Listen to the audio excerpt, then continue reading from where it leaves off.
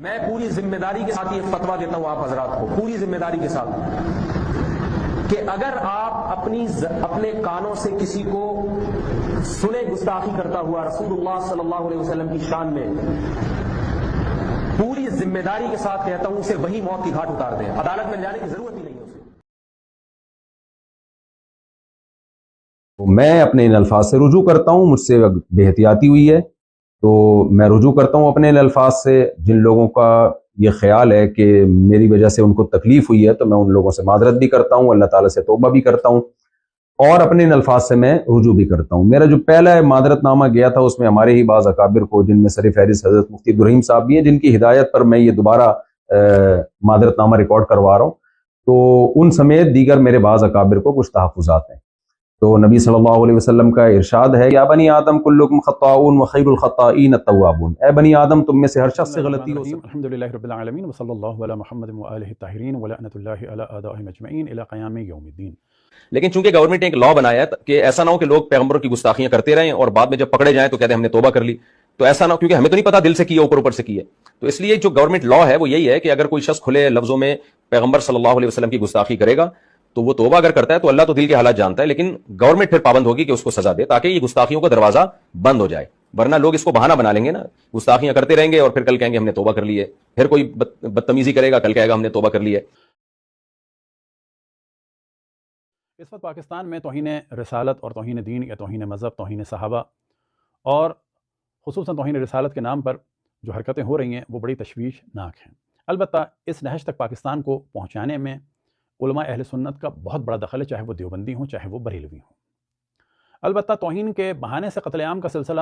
علماء اہل سنت نے اپنے بزرگوں سے سیکھا ہے، ان کے بڑے بھی یہ کام کرتے چلے آئے ہیں کہ مختلف جگہ تہمت لگا کے لوگوں کو قتل کرتے چلے آئے ہیں۔ مثال کے طور پہ جناب عائشہ نے بھی جناب عثمان کو جو قتل کرنے کا حکم دیا، وہ پہلے تکفیر کی تھی کہ یہ کافر ہو گئے، انہیں قتل کر دو، یہ بالکل الگ موضوع ہے۔ لیکن ہم یہ دیکھتے ہیں کہ پاکستان میں کبھی مسیحوں پر ظلم ہوتا ہے، چاہے وہ آسیہ بی بی ہوں یا شہزاد مسیح اور شمع بی بی ہوں کہ جن کو زندہ بھٹے میں ڈال دیا اور یہ 4 مہینے کی حاملہ تھیں، کبھی مشال خان کے ساتھ ہوا، کبھی بینک مینیجر کے ساتھ ہوا، کبھی ہم دیکھتے ہیں کہ سری لنکا کے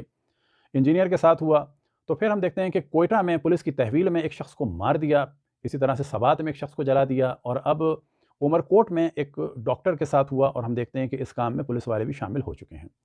ایک بڑا گرم موضوع چل رہا ہے اس وقت دیوبندی عالم طارق مسعود صاحب کا کہ انہوں نے توہین رسالت، توہین قرآن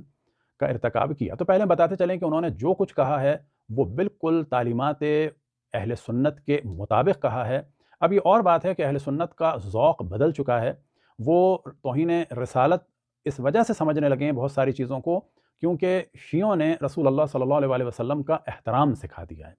ورنہ رسول اللہ صلی اللہ علیہ وسلم کو مختلف طریقوں سے بدنام کرنے کا جو سبب ہے وہ ظاہر کتب اہل سنت سے ہے۔ سب سے پہلے جو توہین کا سلسلہ ہوا وہ اہل سنت کے دوسرے سیاسی خلیفہ نے شروع فرمایا، ان کے ساتھ ان کے پہلے سیاسی خلیفہ ان کا پورا گروپ تھا، اور رسول اللہ صلی اللہ علیہ وسلم کو حجر و ہذیان و بکواس کی نسبت دی اور حسبنا کتاب اللہ کا نعرہ لگایا، اور اردو ترجمہ بھی آپ کے سامنے ہے کہ وہاں پر رسول اللہ صلی اللہ علیہ وسلم کے لیے کہا گیا کہ معاذ اللہ وہ برا رہے ہیں۔ تو پھر ہم بتاتے چلیں کہ توہین رسالت کا منبع اور ماخذ اور مصدر وہ ہیں کتب اہل سنت۔ کبھی ہم دیکھتے ہیں کہ بخاری میں رسول اللہ صلی اللہ علیہ وسلم کو خانہ کعبہ کی تعمیر میں یہ بتایا ہے کہ انہوں نے اپنے کپڑے اتار دیے جبکہ وہ ایک 10-11 سال کے بچے تھے۔ تو کبھی ہم دیکھتے ہیں کہ اسی بخاری میں اور تاریخ طبری وغیرہ میں رسول اللہ صلی اللہ علیہ وسلم کے بارے میں ہے کہ معاذ اللہ انہوں نے کئی دفعہ خودکشی کی کوشش کی۔ پھر بخاری میں ہم دیکھتے ہیں کہ رسول اللہ صلی اللہ علیہ وسلم وہ گوشت کے جو بتوں کے لیے قربان کیا جاتا تھا، بتوں کے نام سے ذبح کیا جاتا تھا جن جانوروں کو، ان کا گوشت کھاتے تھے۔ تو یہ کہنا کہ طارق مسعود صاحب نے توہین کر دی، تو پھر ہم بتائیں کہ انہوں نے اصل میں سنیت ہی کو بیان کیا ہے، اور علماء اہل سنت اب ان چیزوں کو چھپانے لگے ہیں۔ طارق مسعود صاحب نے ایک تو رسول اللہ صلی اللہ علیہ وسلم کو معاذ اللہ جہل کی، اور یہ کہ وہ پڑھنا نہیں جانتے تھے، لکھنا نہیں جانتے تھے، اور موازنہ کیا وہاں پر پڑھے لکھے ڈاکٹر انجینئر سے، تو یہ قطعاً ایک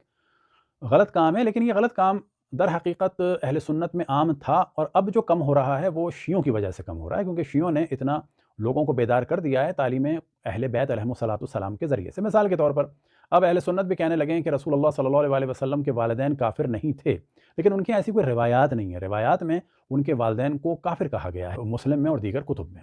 یہ شیعہ ہیں اور ان کی تعلیمات ہیں جن کی وجہ سے آج لوگ یہ کہنے پہ مجبور ہو گئے کہ رسول اللہ صلی اللہ علیہ وسلم کے والدین معاذ اللہ کافر نہیں تھے، اور واقعا نہیں تھے۔ یہ بغض ہے کہ جو رسول آل رسول کے خلاف شروع ہوا حدیث قرطاس والے دن سے، کہ جب ان کے بڑوں نے رسول اللہ صلی اللہ علیہ وسلم کی توہین کی، لہذا یہ مذہب وجود ہی میں آیا بغاوت رسول سے، یعنی رسول اللہ صلی اللہ علیہ وسلم سے اور اہل بیت سے بغاوت کی گئی، دشمنی کی گئی، تو وہاں سے یہ مذہب وجود میں آیا۔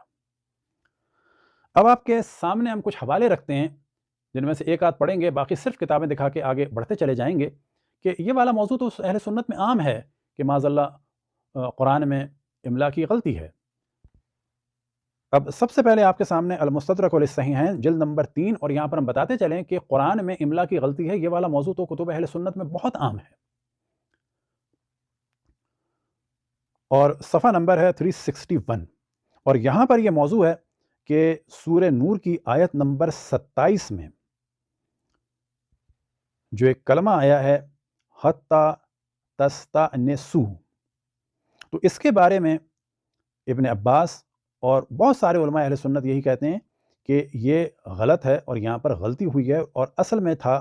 جملہ حتی تستأذنوا، قال اخطأ الکاتب حتی تستأذنوا۔ اس کا ترجمہ آپ کے سامنے بیان کر دیتے ہیں، اور یہ حدیث کیا ہے؟ ھذا حدیث صحیح علی شرط الشیخین ولم یخرجہ۔ حضرت عبداللہ ابن عباس اللہ تعالیٰ کے ارشاد لا تدخلوا بیوتا غیر بیوتکم حتی تستأنسوا، سورہ نور آیت نمبر 27، اے ایمان والو اپنے گھروں کے سوا اور گھروں میں نہ جاؤ جب تک کہ اجازت نہ لے لو۔ اس میں کیا ہے؟ اس آیت میں کاتب سے غلطی ہوئی ہے، اصل لفظ ہے حتی تستأذنوا۔ اینن یہی موضوع ہے شرح مشکل الآثار جلد نمبر 4 میں، اور نیچے ہے اسنادہ صحیح علی شرط الشیخین، یہی والا موضوع ہے الجامع لشعب الایمان جلد نمبر 11، اور صفحہ نمبر ہے 209 اور 2010، اتحاف المحرم اور جلد نمبر ہے 6 اور صفحہ نمبر ہے 58 اور 59، اور حدیث نمبر ہے 8840، عمدۃ القاری شرح صحیح بخاری جلد نمبر ہے 22 اور صفحہ نمبر ہے 359، اور یہاں پر بھی یہی والا موضوع ہے کہ اصل میں تھا حتی تستأذنوا ولیکن اخطأ الکاتب۔ تفسیر طبری میں جلد نمبر ہے 14 اور صفحہ نمبر ہے 240، اور یہاں پر 4 جگہ یہ والا موضوع ہے کہ کاتب سے غلطی ہوئی یا کاتب سے ساقط ہو گیا۔ المختصر من المختصر، یہ حنفیوں کی مشہور کتاب ہے، جلد نمبر ہے 2 اور صفحہ نمبر ہے 233، اور یہاں پر بھی یہی ہے اخطأ الکاتب۔ اب ہم بتاتے چلیں کہ تحریف قرآن اور اس بارے میں کتب اہل سنت بھری ہوئی ہیں، اور فقط اس کو چھپانے کے لیے انہوں نے ایک شور مچایا ہے شیعوں کے خلاف، کہ جن میں سے مشہور شور کیا ہے کہ جو شیعوں کو قرآن بکری کھا گئی، جبکہ یہ والا موضوع حضرت عائشہ نے اپنے غلط فتاوے کو، کہ جو ایک جرم کی صورت میں تھا، ان قریب بیان کریں گے، بڑی عمر کے افراد کو دودھ پلانے کا جو انہوں نے غلط فتویٰ دیا تھا، اس کے لیے انہوں نے یہ داستان بنائی کہ یہ قرآن میں تھا اور بکری کھا گئی۔ اب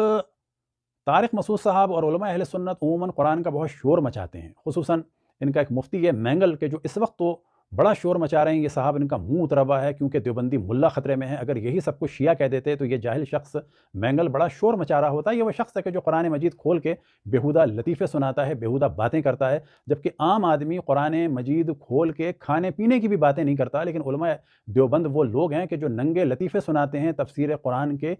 دوران، اور سامنے قرآن کھلا ہوتا ہے اور فحش باتیں ہو رہی ہوتی ہیں۔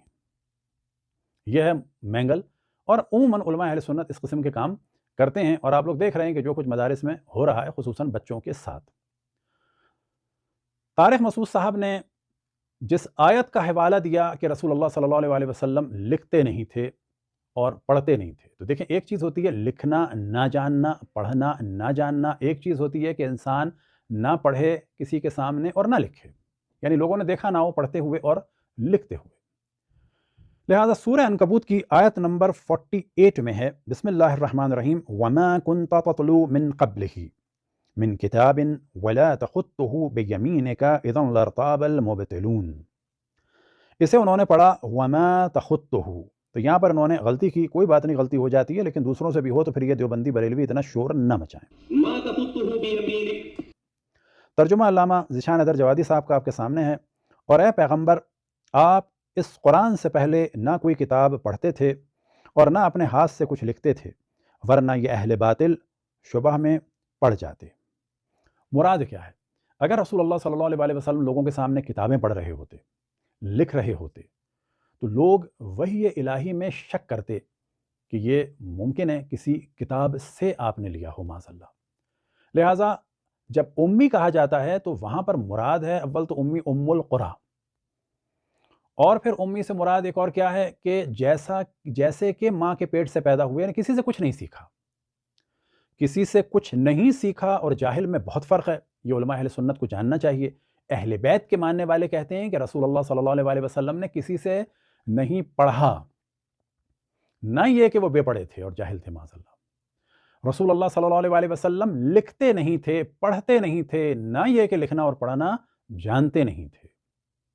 تو یہ ایک فرق ہے شیعہ اور سنی میں۔ آج جو اہل سنت اس بات کو برا سمجھ رہے ہیں اور طارق مسعود صاحب کو گستاخ کہہ رہے ہیں، بابا آپ کا دین مذہب یہی ہے، طارق مسعود صاحب نے کوئی ایسی بات نہیں کی۔ فرق یہ ہے کہ اب آپ لوگوں کا شعور تھوڑا زیادہ ہو گیا ہے علماء شیعہ کی وجہ سے، ان علوم کی وجہ سے جو آپ تک شیعوں کے ذریعے سے اہل بیت کا پہنچا ہے۔ مثال کے طور پر اہل سنت کا اس پر اجماع ہے کہ معاذ اللہ رسول اللہ صلی اللہ علیہ وسلم کے والدین کافر تھے، لیکن آج ایک بڑی تعداد میں اہل سنت کہنے لگے نہیں وہ کافر نہیں تھے۔ کیوں؟ شیعوں کی وجہ سے۔ آج اہل سنت کو یہ اجازت نہیں ہے کہ وہ ایسی بات کریں کہ رسول اللہ صلی اللہ علیہ وسلم کے والدین کافر نہیں تھے، کیونکہ ان کی حدیث میں تو یہی ہے۔ اگر وہ کہہ رہے ہیں تو یہ شعور ان کو ملا ہے شیعوں سے۔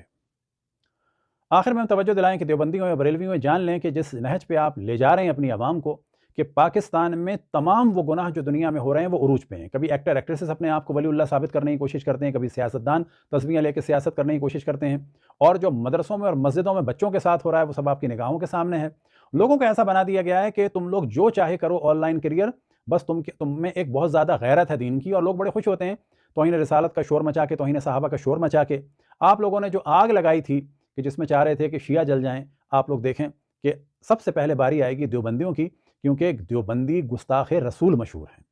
اور بلا شک دیوبندی فقط گستاخ رسول نہیں ہیں،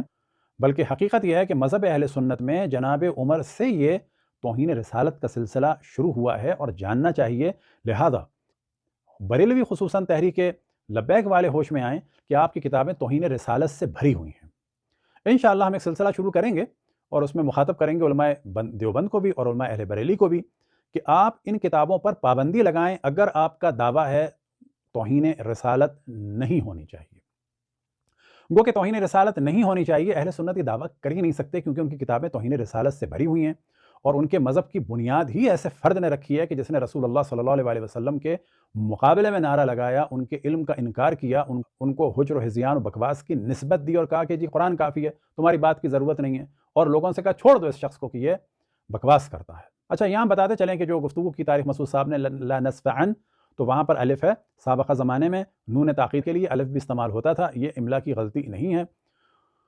اور اسی طرح سے لا یکونن میں بھی ہے، اور وہاں پر بھی کہا جاتا ہے کہ یہ غلطی نہیں ہے، لیکن ہاں جب غلطی کی بات ہوئی تو ہم نے آپ کے سامنے یہ کچھ حوالے دے دیے ہیں، اس وقت ہمارے پاس یہ حوالے تیار تھے تو آپ کی خدمت میں پیش کر دیے ہیں، ورنہ علماء اہل سنت کے نزدیک قرآن میں تحریف، اسی طرح سے قرآن کی کتابت میں غلطیاں ایک مسلمات میں سے ہے۔ دعا ہے کہ خداوند تبارک و تعالیٰ تمام مسلمانوں کو رسول اللہ صلی اللہ علیہ وسلم اور اہل بیت علیہ السلام سے دین لینے کی توفیق عطا فرمائے۔ وصلی اللہ علی محمد و آلہ